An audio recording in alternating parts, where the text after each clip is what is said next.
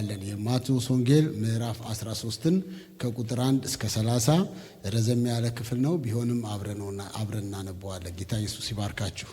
የማቴዎስ ወንጌል ምዕራፍ 13 ከቁጥር 1 እስከ 30 ለጌታ ክብር መቆም የምንችል ሁሉ እንቆምና አብረን እናነባዋለን። ክፍሉ ረጅም ነው። 58 ቁጥር ነው ያለው። እናንተ በግላችሁ አንብቡት። ተያያዥ የሆነ ሐሳብ ነው።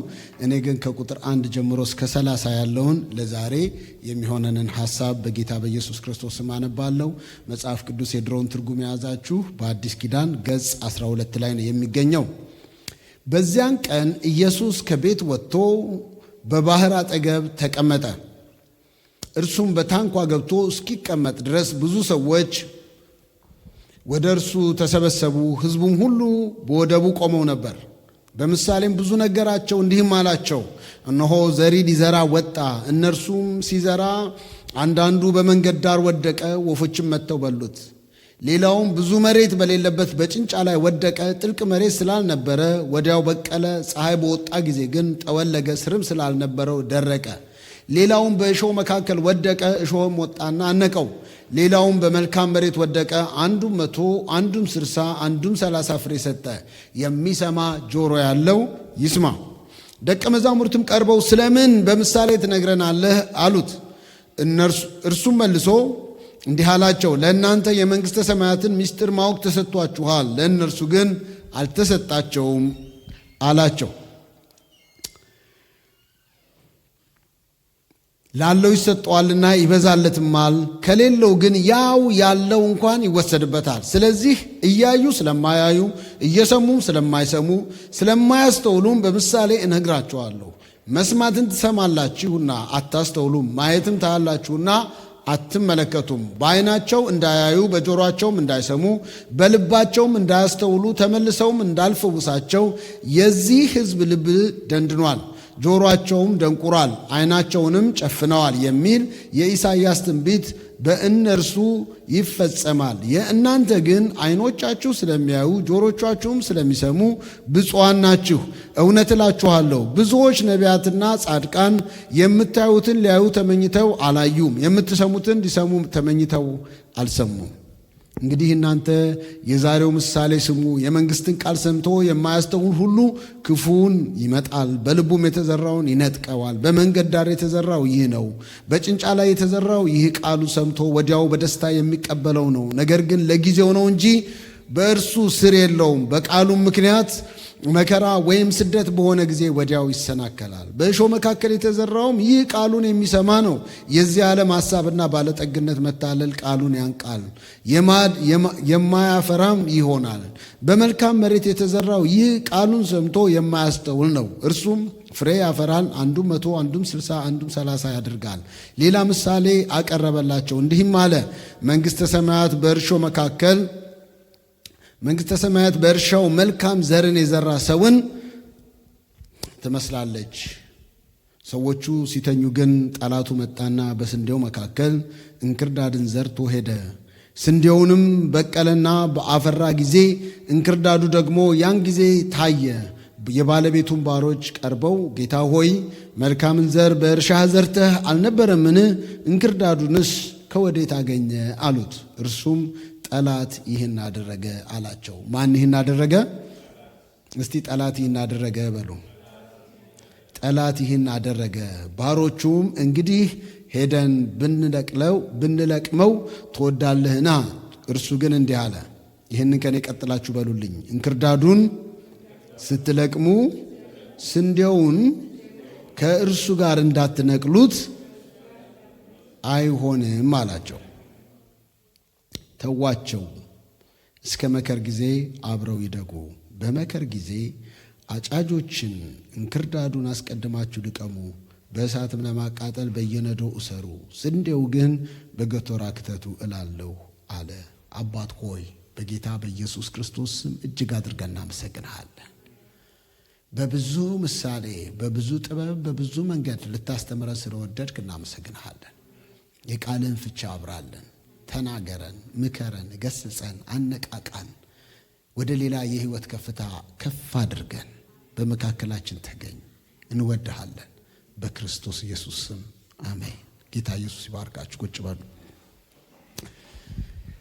በዚህ ረዘም ያለ ክፍል ነው ያነበብኩላችሁ። በማቴው 13 ላይ ጌታ ኢየሱስ ክርስቶስ እስከ 58 ብታነቡ ሌሎችንም ምሳሌዎች ጨምሮ አያይዞ ይናገራል። በዚህ ክፍል ውስጥ ስለ ዘር ነው የሚናገረው። የተወሰኑ ፖይንቶች ላይ ብቻ ተኮር አድርገን እንመለከታለን። እንደምታውቁት እያንዳንዱ ሰብል፣ እያንዳንዱ ተክል፣ ማንኛውም ዘር ሲጀምር በትንሽዬ ዘር ነው የሚጀምረው። ትንሽዬ ዘር ይዘራል፣ መስክ ይሆናል፣ ቡቃያ ይሆናል፣ መከር ይሆናል። ዘር ትንሽ ይመስላል፣ ደካማ ይመስላል፣ አቅም የሌለው ይመስላል። ነገር ግን ውስጡ ተስፋ አለው፣ ፊውቸር አለው፣ ብዙ አጀንዳ አለው፣ ብዙ አቅም አለው። የመብዛት፣ የመሙላት፣ የመትረፍ፣ የማጥገብ አቅም የመሆን ነገር ሀብት ስትሬንግዝ በውስጡ አለው። ኢየሱስ በማቴዎስ ወንጌል ምዕራፍ 13 ከቁጥር 3 እስከ 9 የዘሩን ምሳሌ ሲናገር የሚገርም እውነት ነው የሚናገረው። ዘሩ ላይ ይላል፣ ዘሩ ላይ ችግር የለም። ዘሩ ንጹህ ዘር ነው። ችግሩ ያለው ምኑ ጋር ነው? አፈሩ ጋር ነው። ዘሩ ንጹህ ዘር ነው። አንድ አይነት ዘር ነው በአራት ቦታ የተዘራው። አንደኛው ፐርሰንት ዘር በመንገድ ላይ ነው የተዘራው። አንደኛው ዘር በአጭንጫ መሬት ላይ ነው የተዘራው። አንደኛው ዘር በሾክ መካከል ነው የተዘራው። አንደኛው በመልካም መሬት ላይ ነው የተዘራው። አንድ አይነት መልካም ምርጥ የሚባል በጎ ዘር ተዘርቶ ውጤቱ የተለያየ ሆነ። ምንድነው ውጤቱን የለያየው ካላችሁት፣ ዛሬ ሁላችንም አንድ ጥያቄ ራሳችንን ጠይቀን እንድንሄድ መንፈስ ቅዱስ ያሳሰበኝን ሐሳብ እነግራችኋለሁ። ምንድነው ልዩነት የፈጠረው ካላችሁኝ፣ አፈሩ ነው። አፈሩ የምን ምሳሌ ነው? የልባችን ምሳሌ ነው። ልቤ ላይ ምን አይነት አፈር አለ ብለን እንድንጠይቅ ጠይቃችኋለሁ። እኔ ምን አይነት አማኝ ነኝ? እኔ የተተከለብኝን ዘር፣ የተዘራብኝን መልካም ዘር እንዴት አድርጌ ነው የማበቅለው? በልቤ ውስጥ ምን አይነት አፈር ነው ያለው? የጌታ መልካሙ ዘር መጥቶ እኔ ጋር በጎ ሆኖ እንዳይወጣ ወይም በጎ ሆኖ እንዲወጣ ምን አይነት ዘር፣ ምን አይነት አፈር ነው በልቤ ውስጥ ያለው? ይህንን ዘር ደግሞ ሲበቅል ከእግዚአብሔር ምንድን ነው የምጠብቀው? እግዚአብሔር እስከኔ ምንድን ነው ኤክስፔክት የሚያደርገው? አፍተር ኦል ዲስ ምንድን ነው እግዚአብሔር ከኔ ኤክስፔክት የሚያደርገው? ዘሩ ሲናገር ዘሩ መልካም ነው። ዘሩ የእግዚአብሔር ቃል ነው። ዘሩ መልካም ዘር ነው። እስቲ ዘሩ መልካም ነው በሉ። እስቲ ድገሙና ዘሩ መልካም ነው በሉ። መልካም ዘር ያለው የእግዚአብሔር ቃል ነው። አንደኛ ጴጥሮስ ምዕራፍ 1 ቁጥር 23 ላይ መጽሐፍ ቅዱስ ሲናገር በሕያውና ለዘላለም በሚኖር በእግዚአብሔር ቃል እንጂ ከማይጠፋ ዘር ምን ብላችኋል? ተወልዳችኋል። እስቲ አንድ ሰው አሜን። የማይጠፋ ዘር፣ መልካም ዘር የእግዚአብሔር ቃል። የእግዚአብሔር ቃል ንጹህ ነው። የእግዚአብሔር ቃል የማይቀየር ስህተት የሌለበት ነው። ዘላለማዊ ነው። ፍሬ የሚያፈራ ነው። ሕይወትን የሚቀይር አቅም ያለው ቃል ነው። በጣም ብዙ ሰዎች፣ ሳይኮሎጂስቶች፣ በጣም ብዙ ሪሰርች የሰሩ ሰዎች የሰዎች ሕይወት እንዲቀየር if you follow these 7 steps your life will be changed ብለው ጽፈው ብዙ ሪሰርች ሰርተው ሰዎቹ ያንን ስቴፕ ከጨረሱ በኋላ የነበሩበት ቦታ ራሳቸውን አግኝተውታል። if you want to stop smoking, follow these 7 steps.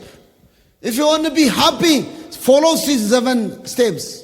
If you want to be successful in your business, follow these 11 steps ብለው ብዙ መጽሐፍ ጽፈዋል። ሰዎች ያንን ከጨረሱ በኋላ ራሳቸውን እዛ አግኝተውታል። አንድ ሰው እንደዚህ አረገ።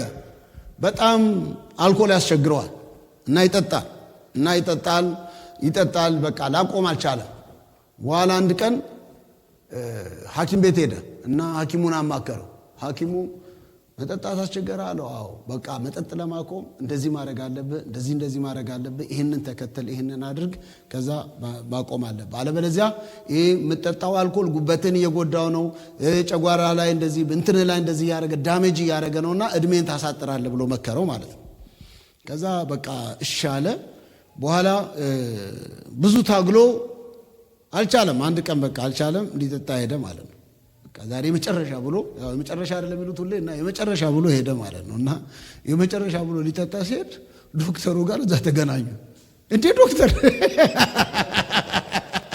ይሄን በማድረግ ህይወትን ታሳጥራለህ፣ እንደዚህ ትሆናለህ፣ አችልም ብለኝ እንደዚህ ከልክለኝ አንተ ጭራሽ እዚህ ቁጭ ብለሃል ሲለው እሱ ስራዬ ነው፣ ይሄ ደግሞ ህይወቴ ነው አለው።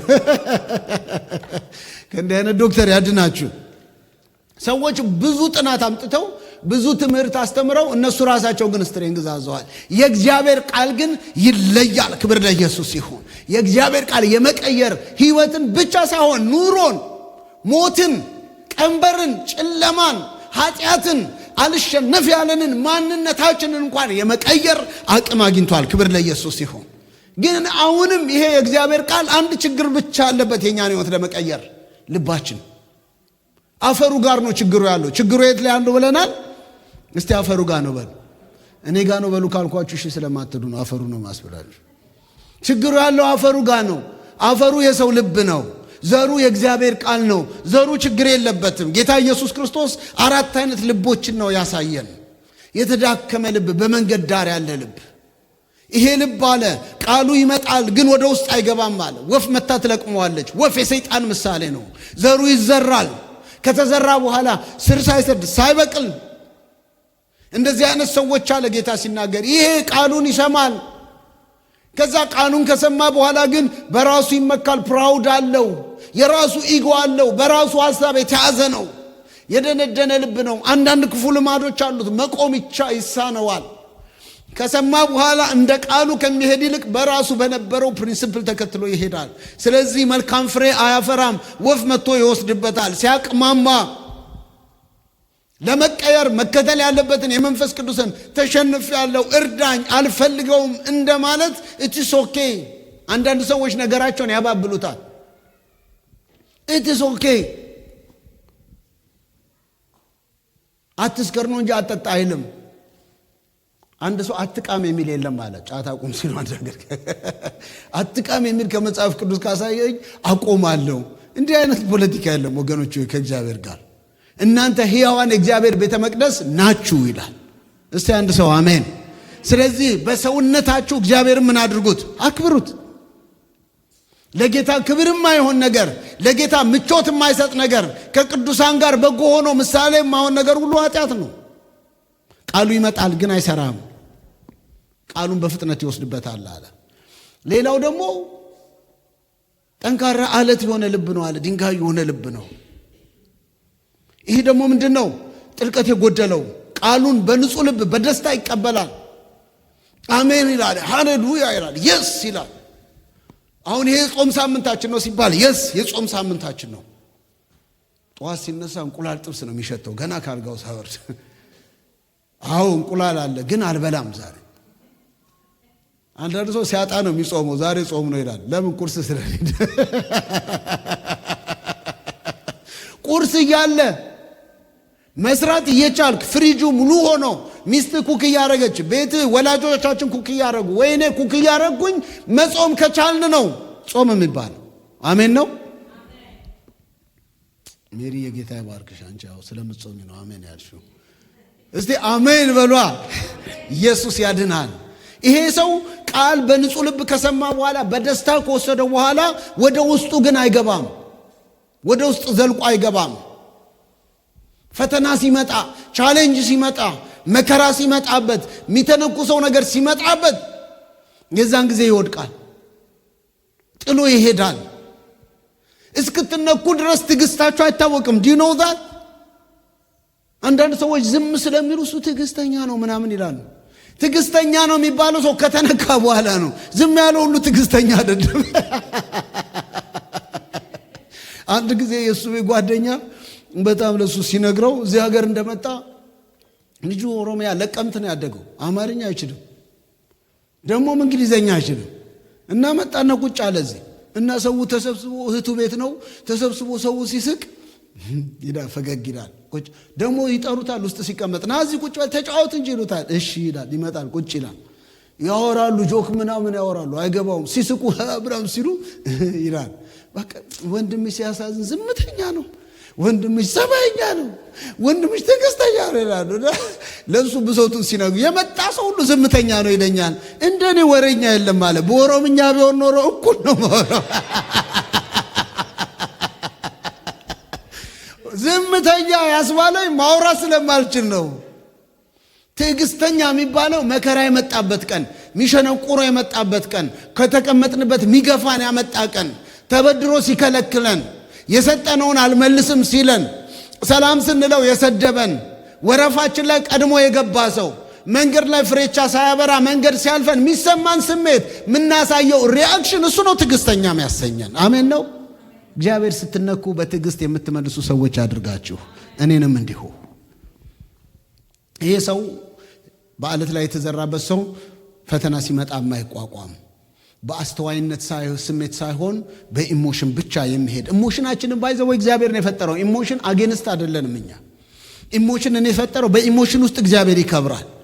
ለምሳሌ ከሚያዝኑ ጋር እዘኑ ሲል ኢሞሽናችን ነው የሚያዝነው። ከሚደሰቱ ጋር ተደሰቱ ሲባል ኢሞሽናችን ነው የደስታ ምክንያታችን።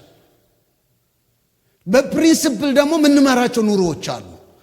ኢሞሽናል መሆን በራሱ በደል አይደለም። ሌላው በሾህ መካከል ያለ የሚያሳዝን በሾህ መካከል ያለ ቃሉን ይቀበላል፣ ይወስደዋል። ቃሉ ደግሞ ይበቅላል በልብ ውስጥ መልካም መሬት ነው። ይሰማል፣ ችግር የለበትም። ግን ቃሉ ሲበቅል እንዳያድግ ፍሬ እንዳያፈራ የሚያጓጓ ሌቭል ላይ እሾክ ያንቀዋል። አደገ ብላችሁ ወይኔ ቡቃያው ሲያምር ግሪን ነው ይታያል፣ አበባ ሲያብብ ይታያል። ልክ ፍሬ ሊያፈራ ሲሞክር ግን እሾሁ ያንቀዋል። ዓለማዊ ነገር ነው ይሄ። ደግሞ ኃጢአት ያንቀዋል፣ የገንዘብ ምኞት ያንቀዋል። አይረካም። በቃ አፉ ላይ ይመጣል፣ እግሩ ላይ ይመጣል፣ አካሉ ላይ ይመጣል፣ አእምሮ ውስጥ ይመጣል። ስሜቱ ይረበሻል። የዚህ ዓለም ነገር ይዘዋል፣ የዚህ ዓለም ንዋይ ይዘዋል። ብዙ ነገር በህይወቱ መፈለግ አለመርካት ይገባበታል። እንዲያውም አንዳንዶች ታውቃላችሁ ሲሳካላቸው ይብስባቸዋል። እንደምንም አንድ ቤት ከገዛ እንዴ ለካ ይሄ ነገር ያዋጣል፣ ሁለተኛውን ለመግዛት ከቸርች ይጠፋል። ሶስተኛውን ለመግዛት አገልግሎት ያቆማል፣ ከቅዱሳን ህብረት ያቆማል። ቤቱን፣ ሚስቱን፣ ልጆቹን ይተዋል። 50 ቤት ከገዛ በኋላ ዞር ሲል ሚስቱ የለችም፣ ልጆቹ የሉም፣ ቸርች የለም፣ ወገኖቹ ሁሉ ቆሞ የሚጠብቀን ነገር የለም። አብረን ተያይዘን እንድንሄድ የሰጠንን ነገር እግዚአብሔር ይዘን እንድንሄድ ይርዳን። ኧረ አንድ ሰው አሜን። ይህ ልብ የተከፋፈለ ልብ ነው፣ ባካኝ ልብ ነው። በዚህም ልቡ ይሄዳል፣ በዚህም ያገኘ ሁሉ የሚወስደው ልብ። እንዲህ አይነት ልብ እግዚአብሔር አይፈልግም። ፎከስ እንድናደርግ ይፈልጋል፣ እንድንሰጥ እግዚአብሔር ይፈልጋል፣ ከጌታ ጋር እንድንሆን እግዚአብሔር ይፈልጋል። ማርታ ትባክናለች፣ አይታችኋታል። ጌታ ኢየሱስ ገብቶ ቤታቸው ቁጭ ብሎ የነገስታት ንጉሥ፣ የጌቶች ሁሉ ጌታ፣ ከአብ ዘንድ ተልኮ የመጣ የሰውን ስጋ የለበሰ እንቆቅልሹን ሁሉ መፍታትም ተአምራትን የሚያደርግ ገና ወንድሟን ከሞት የሚያስነሳው ኢየሱስ ቁጭ ብሎ ማርያም ከሱ ጋር ስትቀመጥ ማርያም ትባክናለች። የሚታያት ቡና ማፍላት ነው፣ እንጀራ መስራት፣ ወጥ መስራት ነው፣ ዳቦ መጋገር ነው። ማርታ አለ በብዙ ትባክኛለሽ አላት። በኢየሱስ ስም ከብክነት እግዚአብሔር ይጠብቃችሁ። የእግዚአብሔርን ቃል ለማጥናት ጊዜ ሳይኖራችሁ፣ ተንበርክካችሁ ለመጸለይ ጊዜ ሳይኖራችሁ፣ ቸርች መጥቶ ለማምለክ፣ መጽሐፍ ቅዱስ ለማብራት፣ ከቅዱሳን ጋር ህብረት ለማድረግ ጊዜ ሳይኖራችሁ የምትሰበስቡት ነገር ሁሉ ወገኖች ይዶን ነው ማን እንጆይ እንደሚያደርገው ነገር እንጆይ የምታደርጉትን ብርኮት እግዚአብሔር ይስጣችሁ። ያሳዝኑኛል። አንዳንድ ሰዎች ሊሞቱ ሲሉ የሚናዘዙት $1 ሚሊዮን ለሆነ ኦርፋኔጅ ሰጥተው ትሄዳሉ። በስራ ሳይበሉበት፣ ቫኬሽን ሳይሄዱ፣ ሳይዝናኑ፣ ሳይደሰቱ፣ እርካታ ሳይኖራቸው፣ የምድር ከልጆቻቸው ጋር እንጆይ ሳያረጉ። አንድ አባት ለልጃቸው ሲያወርሱ ልጃቸው የአእምሮ በሽተኛ ነው። ለ2 ትምህርት ቤት አውርሰው ትሄዱ ገንዘባቸው ቀላል ሚሊዮን አይደለም የምነግራችሁ፣ 30-40 ሚሊዮን የሚሆን $። ምንድነው እርካታ? እርካታችን ኢየሱስ እንዲሆን እግዚአብሔር ይርዳል። አራተኛው 1/4 ላይ ጌታ ኢየሱስ ክርስቶስ መልካም ዜና አሰማን። 1/4 መልካም አፈር፣ መልካም ልብ፣ መልካሙን የእግዚአብሔርን ቃል ከተቀበለ በኋላ ይሰማል፣ ቃሉን አንደርስታንድ ያደርጋል፣ ይተገብረዋል፣ ወደ አክሽን ይለውጠዋል። አንዳንዱ 30፣ አንዳንዱ 60፣ አንዳንዱ 100 ያፈራል ይላል። እግዚአብሔር በኢየሱስም በፍሬ ይባርካችሁ። ይህ ፍጹም የሆነ የክርስቶስን ልብ የሚያሳይ ነው። ዛሬ ዘር የምንዘራበት ቀን ነው። ዘር የምንዘራበት ቀን ነው። ጌታ መልካምን ዘር ዘርቷል። ስለ ዘሪው ሲናገር ስለ አፈሩ ስለ ልባችን ተናግሯል። በሁለተኛ ምሳሌ ላይ ጌታ ኢየሱስ ክርስቶስ ሲናገር መልካሙ ዘር አለ፣ መልካሙ ዘር የመንግስት ልጆች ናቸው አለ። አሁን ወደኛ መጣ። መልካሙ ዘር የማን ልጆች ናቸው? እስቲ የመንግስት ልጆች በሉ። ዝም አላችሁ። የመንግስቱ ኃይለ ማርያም ለማለት አይደለም። የመንግስት ማለት የእግዚአብሔር መንግስት ልጆች ናቸው ለማለት። እስቲ የመንግስት ልጆች ናቸው በሉ። ድገሙና የመንግስት ልጆች ናቸው በሉ። እናንተ ማለት ነው፣ እኔ ማለት ነው። እኛ የመንግስቱ አምባሳደሮች ነን። የእግዚአብሔር ልጆች ብሎ እግዚአብሔር ደፍሮ የጠራን የእግዚአብሔር ታማኝ ልጆች ነን። ይህ ማለት ምን ማለት ነው? እግዚአብሔር ቃሉን ብቻ አይዘራም፣ እኛንም ዘር አድርጎ ዘርቶናል። ጌታ ኢየሱስ በተራራው ስብከት ላይ ሲሰብክ እናንተ የዓለም ምንድናችሁ? ብርሃን ናችሁ። የምድር ምንድናችሁ? ጨው ናችሁ። ጨው የሌለበት ነገር አይጣፍጥም። ጨው የሌለበት ነገር ቶሎ ነው የሚበላሸው። ብርሃን የሌለበት ቦታ ላይ ማንም እንጆይ አያደርግም። እኔ ጨለማ ደስ የሚለኝ ስተኛ ብቻ ነው። በደንብ አሪፍ እንቅልፍ ነው የምወስደው። መብራት ሲበራ 10 ነው ማለት ቀን ነው የሚመስል፣ በቀን የተኛው ይመስለኛል። በቀን ቢጨልም ግን አያስፈራም? ዊርድ ነው አይደል? ጌታ ኢየሱስ ሲሰቀል 9 ሰዓት ላይ ከሰዓት በኋላ ጨለመ ይላል። አልቻለችም፣ ፀሐይ ብርሃኗ ከለከለች። ወገኖች ሆይ በኢየሱስ ስም በቀን አይጨልምባችሁ። ከቀን ጨለማ እግዚአብሔር በኢየሱስ ስም ይጠብቃችሁ። ምን ማለት መሰላችሁ? በቤተሰባችን ላይ፣ በስራ ቦታችን ላይ፣ በከተማችን ላይ፣ በትውልዳችን መካከል ብርሃን ሆነን እንድንታይ እግዚአብሔር ዘር አድርጎ አስቀምጦናል። የምትሰሩበት ኮሚኒቲ ውስጥ፣ መስሪያ ቤታችሁ ውስጥ፣ የምትኖሩበት ኮሚኒቲ፣ ልጆቻችን የሚማሩበት ቦታ፣ የምንኖርበት ቸርች ኮሚኒቲው እኛ ብርሃን እንድንሆን፣ ዘር እንድንሆን፣ መልካም ምሳሌ እንድንሆን፣ የልጁ የኢየሱስ ክርስቶስ መልክ በእኛ እንዲታይ እግዚአብሔር ያስቀመጠን ዘር ነን። እረ ኢየሱስ ለዘላለም ጌታ ነው። ኮንሲደንስ አይደለም። አጋጣሚ አልመጣንም ወደዚህ። አጋጣሚ አልመጣችሁም ወደዚህ ጉባኤ። አጋጣሚ አልመጣችሁም ወደዚህ ከተማ። አጋጣሚ ወደ አሜሪካ አልመጣችሁም። ከኛ እኩል እኮ ወደ አሜሪካ ለመምጣት ፕሮሰስ ያደረጉ የቀሩ ብዙ ናቸው። ባይዘው ሰሞኑን በጣም እግዚአብሔርን ልታመሰግኑ ይገባችኋል ወገኖች ሆይ ስለያዛችሁት ወረቀት። for long time we take it for granted ኖርማል መስሎን። በዚሁ አጋጣሚ ሌላ ኢንፎርሜሽን ሶሻል ሴኩሪቲ በተለያየ ግሪን ካርድ ያገኛችሁ ሰዎች፣ ሶሻል ሴኩሪቲያችሁ ሲቲዝን የሆናችሁ ሰዎች ሶሻል ሴኩሪቲ ደውላችሁ አስተካክሉ።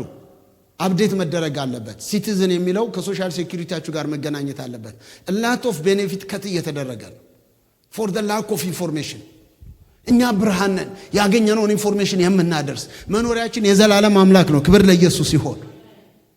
ወደ አስመራ ቢልከን፣ ወደ አዲስ አበባ ቢልከን it is not the end of the world። እንዲያው ምናልባት እዛ ይሆናል ከወሰደን፣ ምናልባት ስኬታችን እዛ ይሆናል ያለው። የሚያስፈራን ነገር አይደለም ያለው። ግን ሳንዘጋጅ በድንገት ግን የምናደርግ የሚሆንብን ነገር ሁሉ በኢየሱስ ስም የተወጋ ይሁን። በጣም ብዙ ሰዎች በመከራ ውስጥ እየሄዱ ነው። የረሳሁትን የሎንግ ታይም ታሪክ አስታወሰኝ። አንዴ ዲሲ በመኪና እየሄድን መኪናችንን እና አንድ ጓደኛ ነበርን ያዝነው። መኪናን አቁምና በእኔ መኪና እንሄዳለን እሱ አካባቢው ስለሚያውቅ። እሺ 2 ልጆች ጫነን በሱ መኪና ውስጥ እየሄድን ትንሽ ስፒድ ሲያደርግ አንደኛው ወንድም አንተ ቀስ ብለህ እንዳ ፖሊስ ምናምን እንዳይዛለ። አንተ ታዲያ ምን አስጨነቀም? ቲኬት የሚሰጠው ለሱ ነው። ኧረ አይደለም አለ። ለካ ወረቀቱን ጊዜውን አልጨረሰም። አያችሁ፣ ፖሊስ ቢመጣ ቢይዘው ሪፖርት ያደርገዋል። ያሰበውን ዴስቲኒውን ያበላሽበታል። እየሄድን እንደዚህ ተናግሮ ሳይጨርስ ከፊታችን ፖሊስ በፖሊስ አይሆንም። እኔ ሰው እንደዚህ ሲደነግጥ፣ ሰው እንደዚህ በቁም ሲያልበው፣ ሰው እንደዚህ ስትረስ አውት ሲያደርግ እንደዛን ቀን አይቻላቅ። መውጫ መግቢያውን የጠፋው በመኪና ውስጥ በምን ውስጥ ገብቶ ይደበቅ። ግን ጌታ መልካም ነው። መኪናው የቆመው ከፊታችን ላለ አክሲደንት ነው ፖሊሶቹ የሞቱት። እኛንም ዞር ብሎ ያየንም የለም፣ አለፍ ነው። አሁን ሰሞኑን በየቦታው እየተዞረ ነው። በየቦታው እዚህ ጠዋታውን ወረቀት አስቀምጠውልን ነበር የሄዱት። ቢመጡ እንዴት አድርገን አይሲ የሚባሉት እንዴት አድርገን አፕሮች ማድረግ እንዳለብን። ወገኖቼ ሆይ ታንክፉል ሁኑ። እግዚአብሔርን አመስግኑት። እግዚአብሔር ስለሰጣችሁ ድል አመስግኑት። ወገኖቼ ሆይ በባህር ላይ የቀሩ እኔና ሜሪ የመሰከረችልን እህት አለች። መንገድ ላይ እንዴት እንዳለፈች ምናልባት ብዙዎቻችሁ ከብዙ ሰምታችሁ ይሆናል። እግዚአብሔር ስላደረገላችሁ ነገር ለእግዚአብሔር የምስጋና መስዋዕት አቅርቡ። እግዚአብሔር ባደረገላችሁ ነገር ተደሰቱ። ከዛ በኋላ ደግሞ የሚገባንን ህይወት እንድንኖር፣ ቃሉ የሚጠብቀውን ህይወት እንድንኖር እግዚአብሔር ይርዳል። አያችሁ እግዚአብሔር ለምንድን ነው ያመጣን? ይሄ ሁሉ ስትረስ አሻግሮ በሰላም ወተን እንድንገባ ለምንድን ነው ያደረገን? ዘር እንድንሆን። እስቲ ዘር እንድንሆን ነው በሉ። ግን የሚያሳዝነው እግዚአብሔር መልካሙን ዘር ከዘራ በኋላ ጠላት በሌሊት መጥቶ ምን አደረገ? እንክርዳድ ዘራ። ጌታቸውን ሄዱና ምን ነው አሉት። አንተ መልካም ዘር አይደል እንደ ሰጠህን? መልካም ዘር አይደል እንደ ዘራ ነው? አይተነዋል እኮ ዘሩን። የእውነት ቃል ነው፣ የህይወት ቃል ነው፣ የጥበብ ቃል ነው፣ በጎ ቃል ነው። ከየት መጣ ይሄ ዘር ሲሉት ጠላት ይህን አደረገ አላቸው። ጠላት በማታ እኛ ስንተኛ፣ እኛ ስንዘናጋ ጠላት በሌሊት ይህን አደረገው። ለዚህ ነው መዝሙረ ዳዊት ላይ እስራኤልን የሚጠብቅ ምን አይልም? አይተኛም አያንቀላፋም። እስቲ አይተኛም አያንቀላፋም በሉ። ለጎናችሁ ላለ ሰው ንገሩት። እስራኤልን የሚጠብቅ አይተኛም አያንቀላፋም። አንተን የሚጠብቅ አይተኛም አያንቀላፋም። ድገሙ በጎናችሁ። አንቺን የሚጠብቅ አይተኛም አያንቀላፋም። ኢየሱስ ለዘላለም ጌታ ነው። ምን ማለት መሰላችሁ? የእንክርዳዱ ባህሪ የታወቀ ነው። ባይዘው እንክርዳድና ስንዴ እስኪያድግ የተወሰነ ቦታ እስኪደርስ ድረስ አይታወቅም፣ አይለይም። እኔ ብዙ ጊዜ ገብቻ አይቻለሁ። አይለይም። የሆነ ስቴፕ ላይ መድረስ አለበት። ምን ማለት መሰላችሁ? በመጽሐፍ ቅዱስ ይሄን ስፒሪቹዋሊ አንደርስታንድ ስታረጉት የማስመሰል ህይወት መሰናከያ የሚያኖር ሰው እንዳይሳካ ፍሬያማ እንዳትሆኑ በጉባኤ ውስጥ በቤታችሁ ውስጥ በትዳር ሊሆን በስራ ሊሆን ይችላል፣ በአገልግሎት ውስጥ መከፋፈልን መለያየትን የሚዘራ አታውቁትም። ቋንቋው መንፈሳዊ ነው። ጥቅስ አለው።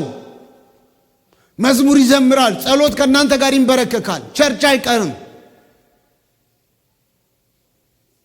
እግዚአብሔር በኢየሱስ ክርስቶስም ዊዝደምን ይጨምርላችሁ። መልካም ዘር አለ ጌታ። እንዴት እናውቃለን? እንዳትበረግጉ። የዋሸ ሰው ስታዩ እንዳትበረግጉ።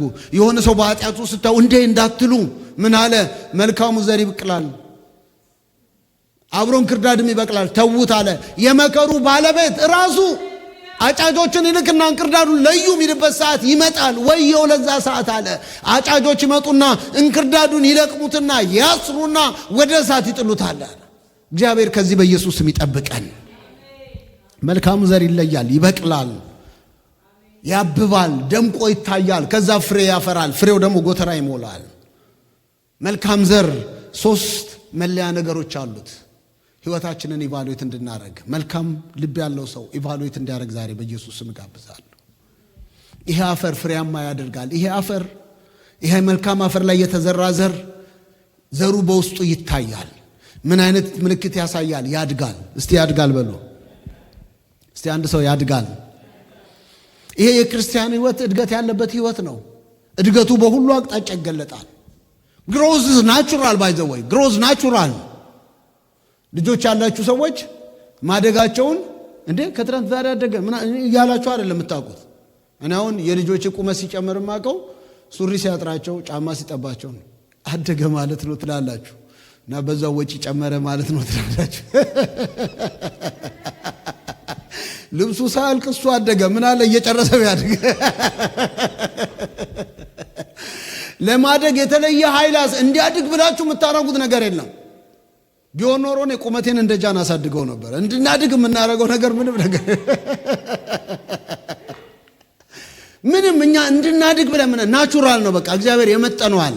ሃሌሉያ ክብር ለኢየሱስ ይሁን።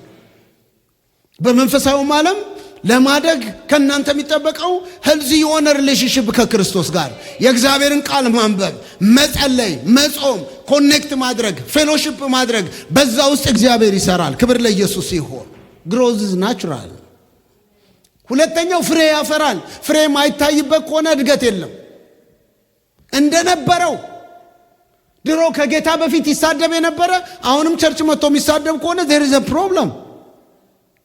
ድሮ በዓለም አንዳንድ ሰዎች አገር ቤት አሁን አልሰማም። ድሮ በጣም አወዝ አጌንስት ተወው፣ እየጠጣም ቢሆን ይምጣ፣ ተወው እያጨስም ቢሆን ይምጣ እና ጫቱንም እንዲያርጎ ይምጣ። እሑድ እስቲ ወጋውት በሉ። ምን ነው ፈራችሁ? ወጋውት በሉ። በኢየሱስ ስም የተወጋ ይሁን። ጌታ አርነትም ያወጣ ነው እንዴ! ቀንበርን የሚሰብር አምላክ ነው የምናመልከው። እናንተ ድሮ በብርሃን የመጣችሁ ድሮ በጨለማ ነበራችሁ፣ ወገን አልነበራችሁም። አሁን ግን ከጨለማ ወደሚያስደንቅ ብርሃን ምን ብላችኋል? ተሻግራችኋል። ኢየሱስ ለዘላለም ጌታ ነው። የተሻገረ ህይወት፣ የተለወጠ ህይወት እንድኖር ነው እግዚአብሔር የሚፈልገው። ከዛ የተለወጠ ህይወት ደግሞ ምን ያመጣል? ፍሬ። ምን አይነት ፍሬ ያመጣል? ገላትያ ምዕራፍ 5 ከቁጥር 23 ጀምራችሁ አንብቡት።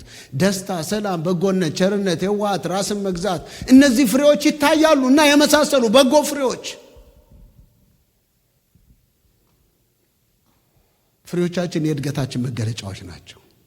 ፍሬ የማያፈራ ሰው አድጌያለሁ ብሎ ሊነግራችሁ ማደግን አሳየኝ እንጂ እኔ ትልቅ ነኝ ይላሉ አይደል ልጆቻችን። አንዳንዴ ዳዲ አይ ካንት ፍሮንት አም ቢግ አይ ካን ኩክ አም ቢግ ይላሉ። አንተ ቢግ ነኝ ስላልክ የሚቀየር ነገር የለም። አርፈ ቁጭ በል። እኔ እንቁላል ጠብስልሃለሁ፣ አንተ ትበላለህ። ስታድግ እስኪ ሰለች ትጠብሳለህ ወደፊት። ኢየሱስ ለዘላለም ጌታ ነው። ሶስተኛው ምልክቱ ይበዛል። እስቲ ይበዛል በሉ። ያድጋል፣ ያፈራል፣ ይበዛል። እውነተኛ ደቀ መዝሙር የሚታወቀው አንዱ ሶስተኛውና ዋና ምለው ነው እንዲያውም ዲፕሊኬት ማድረጉ ነው፣ መልቲፕል ማድረጉ ነው፣ ፕሮዲዩስ ማድረጉ ነው። እርሱን የሚመስል በአገልግሎት እርሱን የሚመስል፣ በህይወት እርሱን የሚመስል፣ በእግዚአብሔር ቃል እርሱን የሚመስል፣ በጸሎት እርሱን የሚመስል፣ ወደ እግዚአብሔር ቤት ለመሄድ የሚጓጓ፣ ለማገልገል የሚሮጥ፣ ደግ የሆነ ቅንነትን፣ ቸርነትን፣ በጎነትን፣ የዋህነትን፣ ራስን መግዛት፣ ኢየሱስን የምንስልበት ሰው ያስፈልገናል። እግዚአብሔር በዚህ ፍሬ ይባርካችሁ። ሶስተኛው የመጨረሻው ደግሞ ከበድ ያለው ዘር የገንዘብ ዘር ነው። መጽሐፍ ቅዱስ ሲናገር ሰው የዘራውን ያንኑ ያጭዳል ይላል። ገንዘብና መስጠት የዘር መርህ አላቸው። ጌታ ኢየሱስ ክርስቶስ በገንዘብ ላይ ያስተማረውን ትምህርት በምንም ላይ ስለ ጸሎት አላስተማረም። ስለ ገንዘብ ያስተማረውን ያህል ስለ መንግስተ ሰማያት አላስተማረም። መጽሐፍ ቅዱሳችሁን ቼክ አድርጉ። አላስተማረም። ስለ ሲኦል አላስተማረም። ስለ ገንዘብ ያስተማረውን ያህል። ለምንድን ነው ከሌሎቹ በላይ ስለ ገንዘብ ጌታ ኢየሱስ ክርስቶስ ያስተማረው ካላችሁ፣ ገንዘብ ከልብ ጋር ስለሚገናኝ ነው። እስቲ ከልብ ጋር ይገናኛል በሉ። እሺ ተውት። ካፈሩ ጋር ይገናኛል በሉ። አዎ ልብ ጉዳይ አፈር ነው። ከልብ ጋር ይገናኛል። ሰው ጥሩ ነገር የሚጋብዛችሁ ከልቡ የሚወዳችሁ ከሆነ ነው። እውነት ውሸት? እኛ ሀገር አንድ ሰዎች እንደዚህ የሚሉ ምሳሌ ነግረውኛል። የሆነ ሀገር ነው፣ ያው እንትኑን አልነግራችሁም፣ እናንተ ስነግራችሁ ታውቁት ይሆናል። የሆነ ሀገር ነው አሉ እና ስትገቡ በጣም የሚወዳችሁ እንግዳ ከሆነ አንተ መጣ ጠፍተህ ከየት መጣ? በልግባ፣ ልጆች ውሃ አምጡለት፣ ውሃ ስጡት፣ ወይ ጉድ እንትና ደህና ናት ምናምን ያወራሉ። በድምፅ ነው የሚያወሯችሁ። ያኔ ማለት በቃ ከኋላ ሌላ ምግብ ተጀምሯል፣ ዝግጅት ተጀምሯል። ደግሞ ከዛ እናንተ እያወራችሁ እንጀራው ተጋግሮ ወጡ ተሰርቶ ሊቀርብላችሁ ይችላል፣ ሊታረድ ይችላል። ደግሞ መጣ እንደሚሉ ከሆነ አንተ ወይ ጉድ መቼ መጣ? ቆመ ያወሯችሁ ወራችሁን እንደማትሄዱ ሲያውቁ በል እስቲ ግባ ውስጥ ሆነን እንጫወት ይላሉ። ውስጥ ሆነ ቁጭ ብላችሁ አወራችሁና ሰዓት ደርሶ ልትሄድ ስትል እንዴ ቡና እንኳን ሳትጠጣ ነው የምትሄደው? ምሳ ትበላለህ እኮ ይሏችኋል። እንዲህ አይነት ቸርነት በኢየሱስ ስም የተወጋ ይሁን። አሜን አትሉ? መስጠት ዘር ነው ወገኖች። ይሆን ገንዘብ መስጠት፣ ጊዜ መስጠት፣ ዕውቀት መስጠት፣ ጸጋ መስጠት፣ ያለንን ነገር ዕቃ መስጠት፣ ምንም ማቴሪያል በሉት whatever it is ለሰንበዲ፣ ለእግዚአብሔር ቤት፣ ለደሃ፣ ለቤተ ክርስቲያን፣ ለሀገር፣ ለኮሚኒቲ whatever it is የምትሰጡት ቫልዩ ያለው ነገር ዘር ነው። ይበቅላል። እንዴት ይበቅላል? በብዙ መንገድ ይበቅላል። በጥቂት የሚዘራ ደግሞ በጥቂት ያጭዳል። በበረከት የሚዘራ ደግሞ በምን ያጭዳል? በበረከት ያጭዳል ይላል። እስቲ በበረከት ያጭዳል በሉ። እንደው ስታስቡት ገንዘብ ዝም ብሎ እጃችን የገባ ይመስላችኋል? አሁን ምንም የሌለው ሰው አንድ ቀን በታክሲ ሄዶ ማያውቅ ሰው እግዚአብሔር አምጥቶ መኪና በመኪና ሲያደርገው እንደው ዝም ብሎ ይመስላችኋል? እግዚአብሔር ዓላማ የሌለው ይመስላችኋል እንዴ? እዚህ ሀገር እኮ የሆነች አሮጌ እኮ $5000 መኪና እኮ እንግዛ ስንል ክሬዲታችንን በርብረው እኮ ነው የሚሰጡን። ለምን? ሪኢንቨስት ለማድረግ እነሱ ይሄንን በሚሰጠው በኢንተረስቱ ምን ያህል አተርፋለሁ ብለው ያስባሉ። የእናንተ መኪና መንዳት አይደለም የሚያሳስባቸው። እናንተ እየነዳችሁት እነሱ የሚያተርፉትን ፕሮፊት ነው የሚያስቡት። እግዚአብሔር እንዲሁ ዝም ብሎ የሆነ ለኪሳራ የበተነው ነገር ይመስላችኋል? እጃችሁ ላይ የገባው ጊዜ፣ እጃችሁ ላይ የገባው ዕውቀት፣ እጃችሁ ላይ የገባው ማንኛውም ማቴሪያል that is investment። ኢንቨስትመንቱ ደግሞ በሰማይ ብድራት አለው። አንዳንድ ሰዎች ገንዘብ መስጠት ማጥፋት ማጉደል ይመስላቸዋል። አሜሪካኑ there is no free lunch ይላሉ። ማጥፋት አይደለም ወገኖች ሆይ፣ ዘር ነው። እስቲ ዘር ነው በሉ። የምንዘራው የምናጭደው ነው። የምታጭዱትን ካሰባችሁ የምትዘሩትን ማወቅ አለባችሁ። የሚዘራውን ያላወቀ ሰው የሚያጭደውን አያውቅም። ባቦ ሰጠኝ የሚኖር ሰዋል። አሁን ዝም ብሎ ድንገት የሆነ ቦታ ላይ ስትገኝ ካልጋበዝኩ ብሎ ካርዱን አውጥቶ የሆነ በቃ ሙጥጥ አድርጎ ጋብዞ ከዛ ቤት ወይኔ ግን ለቤት ኪራይ ጎደለኝ ይላል። እንደሱ አይነት ግብዣ አይደለም። አሜን ነው። በቃ በእውቀት ይሄ ዘር ነው። የታመመ ሰው አለ፣ ዘር ነው። ለቤተ ክርስቲያን ይገባል፣ ለእግዚአብሔር ይገባል፣ ለድሃ ይገባል። መጽሐፍ ቅዱስ ሰው የሚዘራውን ያንኑ መልሶ ምን ያደርጋል ይላል? ያጭዳል ይላል። ገላትያ ምዕራፍ 6:7 ይኸውላችሁ ያንኑ ያጭዳል ማለት 10 ሰጥተህ 10 ታገኛለህ አይደለም፣ አይነቱን ነው የሚለው። በጎ ከዘራህ ብዙ በጎ ታጭዳለህ። አንድ ጊዜ በፍርዱ የሚባል ወንድም ወደ ቸርች እየመጣ በቃ በጣም ርቦታል፣ ልብላ አልብላ እያለ ወደ ቸርች መጣ። 25 ሳንቲም ነው የነበረው። ድሮ 25 ሳንቲም ትልቅ ነገር ነው እና እውነተኛ እያዩት የመሰከረው ነው ቸርች ላይ። ከዛ 25 ሳንቲም ይዟል። ያችን 25 ሳንቲም ሲያሻት ኪስ ውስጥ ያቃታል። እንዲህ ሲያረጋት 5 ሳንቲሙ አነስ ትላለች፣ 2 10 ሳንቲም ነው እና መባ ሲዞር ልስጥ አልስጥ እጁን እያላበው አሻሸና ኢትስ ኦኬ በቃ አንድ ዳቦ 15 ሳንቲም ነው፣ ሻይ 10 ሳንቲም ነው። ኢትስ ኦኬ በቃ ዳቦውን በልቼ ዋጠጣለሁ ብሎ የ10 ሳንቲሟን አወጣና መባ ውስጥ ከተታት እና በቃ እንዴት እንዳላበው ሲናገር ማለት ነው። እና ሰጣት ያችን 10 ሳንቲም ወደ ቤት ሄደ እና በኋላ ሰፈሩ ሄዶ ሻይ ቤት ገባና ዳቦ ሊበላ ማለት ነው። እና ወደ ሻይ ቤት ሊገባ ሲል ሻይ ቤቱ በር ላይ 10 ሳንቲም ወድቆ አገኘ። ብድግ አረጋ፣ አያት 10 ሳንቲም ናት። ኪስ ውስጥ ቼክ ሲያደርግ 15 ሳንቲም አለ። ወይኔ ጌታ ሆይ እንደዚህ እንደምትመልስልኝ ባክ 25 ሳንቲሙንም ሰጥ ነበር።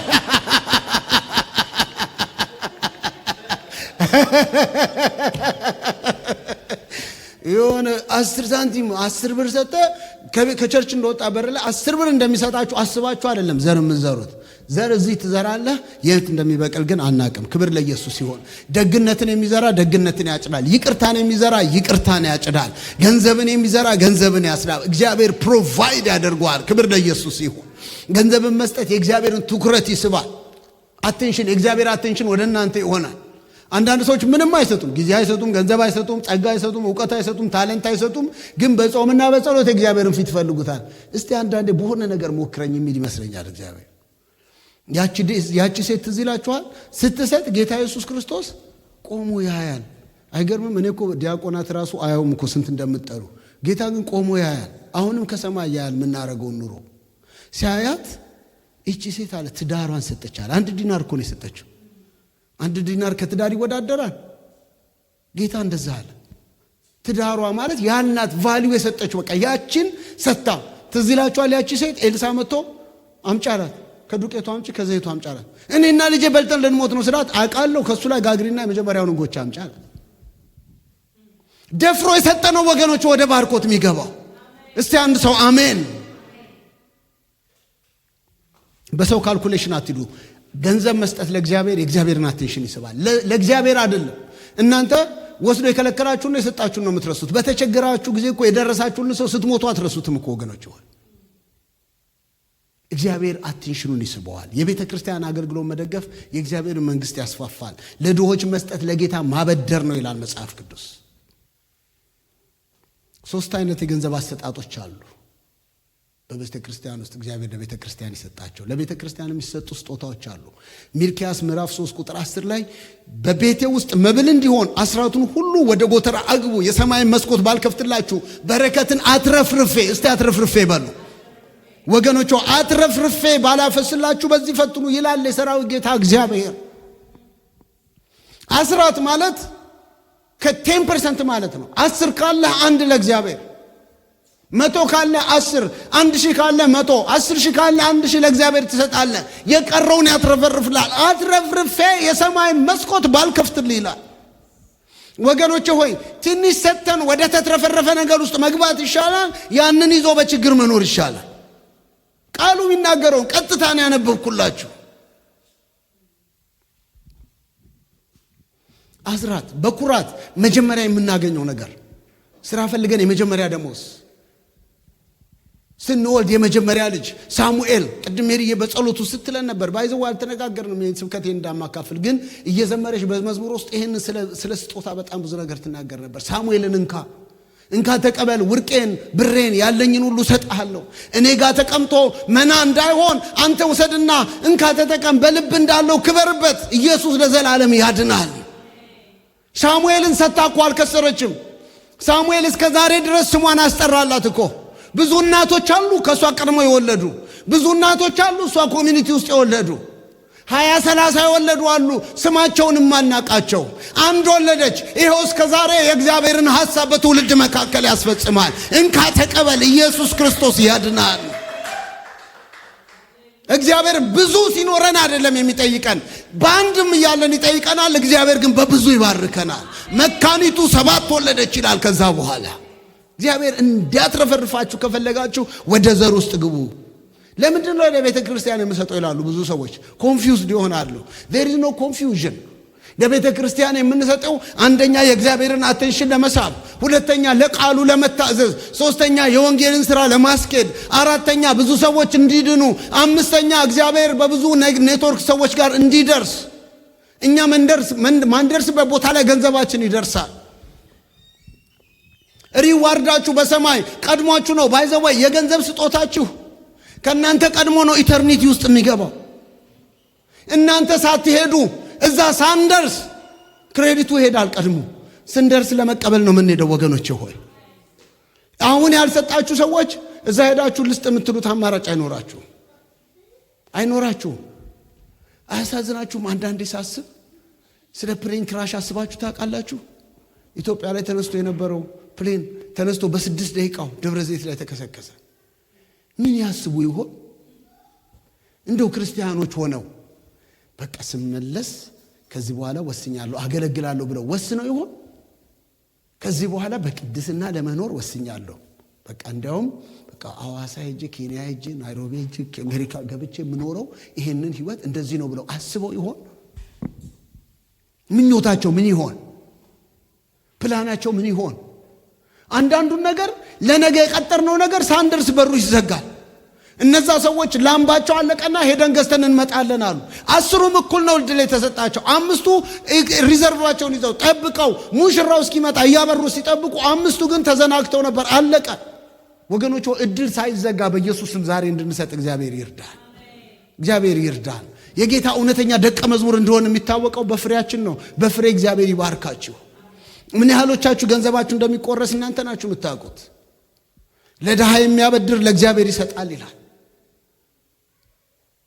ዛሬ የዘር ቀን ነው። ይሄ ደግሞ ሲዝኑም የታንክስ ጊቪንግ ሲዝን ነው። ዛሬ ጋብዛችኋለሁ። በኢየሱስም መቆረስ ይሁንላችሁ። ገንዘብ፣ እውነቴን ነው የምነግራችሁ፣ ገንዘብ ከክርስቶስ ጋር የተወዳደረው ገንዘብ ነው። ሰይጣን አልተወዳደረም። ሰው ለሰይጣንና ለእግዚአብሔር መገዛት አይችልም አልተባለም። ሰው ለዓለምና ለእግዚአብሔር መገዛት አይችልም አልተባለም። ሰው ለሰውና ለእግዚአብሔር መገዛት አይችልም አልተባለም። ያለው ምን እንደሆነ ታውቃላችሁ? ሰው ለእግዚአብሔርና ለገንዘብ መገዛት አይችልም። ሰው ገንዘብ ነው የሚያንበረክከው። በኢየሱስም ይሄ ቀንበር የተሰበረ ይሆን። ወገኖቼ ሆይ ይሄ እዚህ ያለው ጉባኤ ታሪክ ይለውጣል። እውነተኛውን ኑሮ እንኑር ከወሰንን። አንድ ሰው አስራት ሲባል እንዴ ለእግዚአብሔር እሱ ሰጥቶኛል፣ ኧረ ሰጠዋለሁ እኔ አስራት 10% ምናምን ቆርጬ ኧረ እንደሱ አላደርግም ይሄው አለና ብድግ አድርጎ ሰፌድ አስቀምጦ እግዚአብሔር ሆይ አንተ የምትፈልገውን ትወድ መሬት የወደቀው የኔ ነው ብሎ ወደ ላይ በተነው። እንደዚህ አይነት ያራዳን ስጦታ የለም። ቆጥረ ነው የምትሰጠው። በዜል ነው ትራንስፈር የምታደርገው፣ በቼክ ነው የምትጽፈው። አሜን ነው። ለድሆች የሰጠ ለእግዚአብሔር ያበድራል ይላል።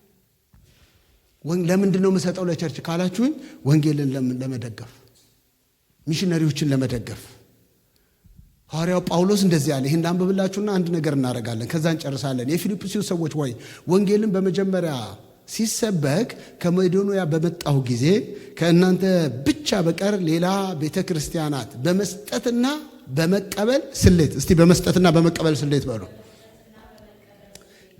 ከኔ ጋር እንዳልተካፈለች እናንተ ደግሞ ታውቃላችሁ። በተሰሎንቄ እንኳን ሳለው አይገርምም? የተሰሎንቄን ቤተክርስቲያን እያገለገለ የፊልጵስዩስ ሰዎች ናቸው የሚደግፉት። አንድ ጊዜና ሁለት ጊዜ ያስፈልገኝን ሰዳችሁልኝ ነበረ። አሁን ይሄንን ቃል ከኔ ጋር ቀጥላችሁ በሉልኝ።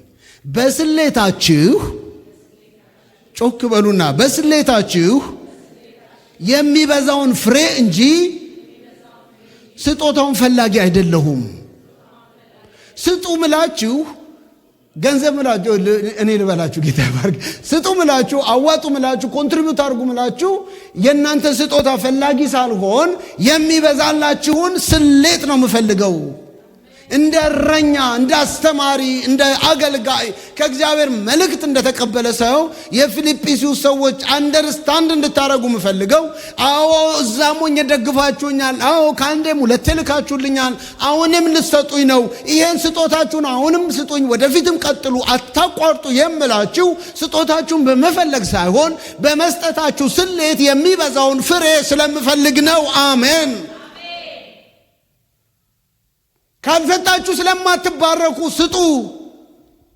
የመስጠትን መባረክ ፍሬ የምታዩት ስትሰጡ ነው።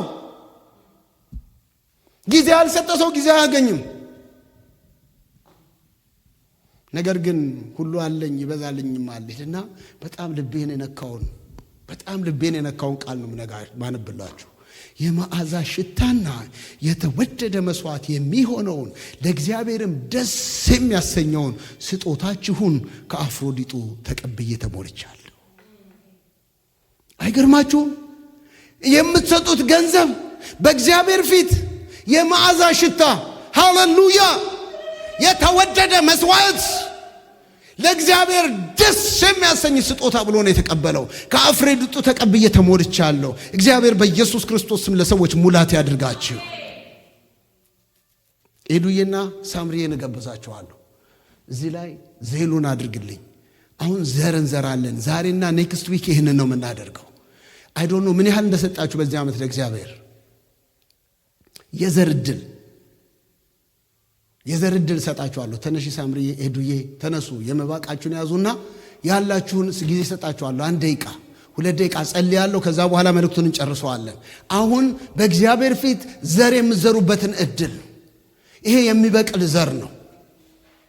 ዛሬ ደግሞ ያላዛችሁ ለኔክስት ሰንዴ ተዘጋጅታችሁ እንድትመጡ መንፈስ ቅዱስ የተናገረኝን ነው እያደረኩ ያለሁት። ለኔ ብቻ አልተናገረኝም፣ ደግሞ ደጋግሞ ተናግሮኛል በሌሎችም ወገኖች። የመዓዛ ሽታና የተወደደ መስዋዕት የሚሆነውን ለእግዚአብሔርም ደስ የሚያሰኘውን ስጦታችሁን። አሜን ነው፣ አሜን ነው፣ አሜን ነው። ወገኖች ሆይ በእግዚአብሔር ደስ የሚያሰኝ የመዓዛ ስጦታ እንዲኖራችሁ ትፈልጋላችሁ? በጭብጨባችን በእልልታችን እግዚአብሔር ፊት አሸብሽበነው ተንበርክከን ጸልየን እግዚአብሔር ደግሞ በዚህ መንገድ መመለክ ይፈልጋል። የመዓዛ ሽታ። እስቲ እንጸልይ። በጸሎት መንፈስ ሁኑ። አጭር ጸሎት ልጸልይና ታደርጉታላችሁ። የመዓዛ ሽታና የተወደደ መስዋዕት የሚሆነውን ለእግዚአብሔርም ደስ የሚያሰኘውን ስጦታችሁን። አባቶ በኢየሱስ ስም ጸልያለሁ። ይሄ የዘር ቀን ይሁንልን ጌታ ሆይ። በኢየሱስ ስም የሚበቅል ዘር ይሁንልን ጌታ ሆይ። በስስት ሳይሆን በጀነረሲቲ፣ በደስታ ለመንግስትህ፣ ለቤትህ፣ ለአንተ ስራ ስለሚገባ ከሰጠህን እንሰጣለን። ዛሬ በኢየሱስም በዘር እንድትቀበለው እንጸልያለን።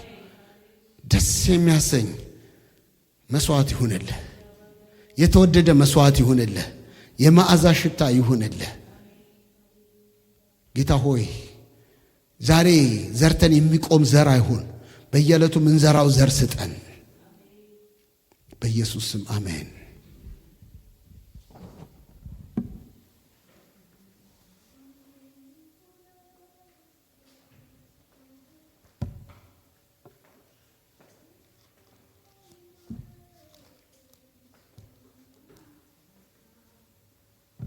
ባይዘው እንዲህ ለማድረግ አስቤ አይደለም የመጣሁት። መንፈስ ቅዱስ ያለኝን ነው ማድረግ። አሁን ከቤት ስመጣ አስቤ አይደለም። ሄዱዬ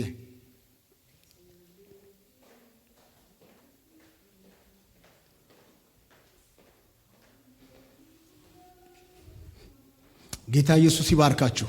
በኋላ ማድረግ ትችላላችሁ። እኔ መልእክቴን ልጨርስ። በምትሰጡበት ጊዜ ገንዘብህን ከእግዚአብሔር መከር ጋር ታገናኙታላችሁ። በምትሰጡበት ጊዜ ምን እያረጋችሁ መሰላችሁ? በምትሰጡበት ጊዜ እዚህ ላይ ዜል አድርጉ፣ በዛ ማድረግ ትችላላችሁ። እኔ ግን መልእክቴን ላጠቃልላችሁ። በምትሰጡበት ጊዜ ገንዘብን አውጥተህ ለእግዚአብሔር፣ ገንዘብን አውጥተህ ለመንግስቱ ስራ በምትሰጡበት ጊዜ ገንዘባችሁን በቀጥታ ከእግዚአብሔር ጋር ታገናኙታላችሁ። አካውንታችሁን ከእግዚአብሔር ጋር ታገናኙታላችሁ። ቻናል ነው የምትከፍቱት፣ ኔትወርክ ነው የምትከፍቱት። ትዘራለህ፣ ታጭዳለህ። ኢየሱስ ለዘላለም ጌታ ነው። ገበሬ ስለዘራ ነው የሚያጭደው። ባልዘራው ቦታ ላይ የሚገኝ ሰው ቃራሚ ነው የሚባል። እውነቱ ውሸት? እውነት ነው። መጽሐፍ ቅዱስ ነው የሚለው። የቦዔዝ እርሻ ላይ ሩት ተገኝታ ትቃርም ነበር ይላል። የእርሻ ባለቤት አይደለችም። ነዶውን ዋናውን የመሰብሰብ መብት የላትም። ዋና አጫጆች አሉ። ቦዔዝ የቀጠራቸው ገበሬዎች አሉ። ያጭዳሉ፣ ምርጡን ያጭዳሉ። ግን ቦዔዝ ይውላችሁ ምን አይነት ሰው መሰላችሁ? ራሱ የተትረፈረፈ ባርኮት ውስጥ የገባበትን ቦዔዝን ስትመለከቱት ስታጭዱ ይላል ሙልጭ አርጋችሁ አትጨዱ፣ ከኋላ ለሚቃርሙ ሰዎች ደግሞ አስተርፉ። ኢየሱስ ለዘላለም ጌታ ነው። ይሁን ለእግዚአብሔር ከምትሰጠው ውጭ ደግሞ ለድሃ ብለህ ምትሰጠዋል። ለታመመ ሰው፣ ለተቸገረ ሰው፣ ተማሪ ሊሆን ይችላል፣ አዛውንቶች ሊሆኑ ይችላሉ፣ ሚጦሩ ሊሆኑ ይችላሉ፣ አቅመ ደካሞች፣ አክሲደንት የገጠመው ሰው ሊሆን ይችላል፣ ያዘነ የተጎዳ ሰው፣ ከፊቱ ትልቅ ፕሮግራም ያለው ሰው ሊሆን ይችላል። አውጥተህ ትሰጠዋለህ። ሁሉንም አትጨድ፣ ለቀቅ አድርግ፣ አስተርፍ። ኢየሱስ ለዘላለም ያድናል። ምን እያረክ መሰለህ? ያኔ ኮኔክት እያረከው ነው ከሰማይ ኮኔክት እያረከው ነው። እረ ኢየሱስ ለዘላለም ያድናል። ሩት ሄዳ ስታጭድ ለራሷ ብቻ አይደለም፣ ከቤት ባሏ የሞተባት፣ ልጆቿ የሞቱባት፣ ምንም ሆፕ የሌላት ኑኃሚን የምትባል ቤት ሴት አለች። ምኗም አይደለችም እኮ አልወለደችም። በልጅ አይገናኙም። የልጇን አገባች፣ ሞተባት። አሁን ሌላ ባል መፈለግ ነው ያለባት። ይኸውላችሁ እግዚአብሔር ከሰማይ ሊያገናኛችሁ ሲፈልግ ችግራችሁን፣ ባዶነታችሁን፣ ተራራውን አይደለም የሚያሳያችሁ። ወደ ዲቫይን መንገድ ውስጥ የምትገቡበት ኔትወርክ ነው የሚከፍትላችሁ። ዛሬ በኢየሱስ ስም ቻናላችሁ የተገናኘ ይሁን። ኔትወርክን የሚያገናኝ ለሚድኑ ነፍሳት አገልግሎት፣ ለታመሙ፣ ላዘኑ፣ ለተቸገሩ፣ የጌታን ፊት ለሚፈልጉ፣ ኦፖርቹኒቲ ይዘው ወደ እናንተ ለሚመጡ ሰዎች እግዚአብሔር በኢየሱስ ክርስቶስም አይናችሁን እጃችሁን ያብራ። ጥቂት ነገር አድርጎ ሰው ከሰማይ ይገናኛል። ለነብዩ አለ፣ ለነብዩ አንድ ብርጭቆ ዋን ግላስ ውሃ የሚሰጥ ሰው ምን ያገኛል? የነብዩን ዋጋ። እናንተ የእግዚአብሔር አሰራር አይገባም። በኢየሱስ ክርስቶስም ለእናንተ መረዳት ይሁንላችሁ። ይሄ ሁሉ ቤተ ክርስቲያን የተተከለው እንደናንተ ጀነረስሊ በሰጡ ሰዎች ነው። ጀነረስ በሆኑ ሰዎች። ዘራችሁ በኢየሱስም ከናንተ እጅ ይውጣ ዛሬ። ድሃ የሚባለው ገበሬ ምን አይነት እንደሆነ ታውቃላችሁ? አገር ቤት ወይም በየትኛውም ዓለም ድሃ የሚባል ገበሬ ዘሩን የበላ ገበሬ ነው። ዘር የበላ ገበሬ በቃ የሚቀጥለው ተስፋው መቀጠር ነው። የሰው እርሻ ላይ መቀጠር። ለምን? የሚዘራው ስለሌለው። እግዚአብሔር በኢየሱስም በሚዘራ ዘር ይባርካችሁ። እግዚአብሔር ስትሰጡት ያበዛል። ለዘሪ ዘርን ለመብላተኛም ደግሞ እንጀራን በብዙ የሚሰጥ እርሱ የምትዘሩትን ዘር ይሰጣችኋል፣ ያበረክታችሁልማል፣ የጽድቃችሁንም ፍሬ ያሳድጋል ይላል። አሜን ነው። አሜን ትላላችሁ? አሜን ትላላችሁ? ለዘሪ ምንን? ዘርን አምኗችሁ ነው የሰጣችሁ ወገኖች ሆይ። እዚህ ውስጥ ያለው በሙሉ ዘሪ ነው። ለዘሪ ዘርን ለመብልም እንጀራን በብዙ የሚሰጥ እርሱም የምትዘሩትን ዘር ምን ያደርጋችኋል? ይሰጣችኋል። ሁለተኛ ቆሮንቶስ ምዕራፍ 9 ቁጥር 10ን አንብቡት ወገኖች። አሁን የሰጣችሁት ከተሰጣችሁ ዘር ላይ ነው። አሁን በዘጣችሁት መሰረት ነው የምታጭሉት።